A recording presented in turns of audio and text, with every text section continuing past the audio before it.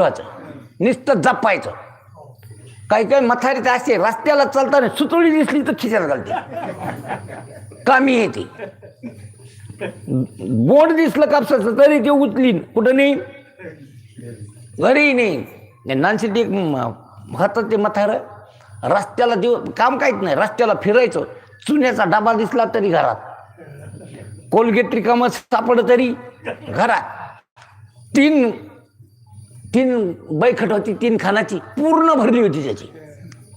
वास्तव हे बरं, खोटं नाही सांगायलो.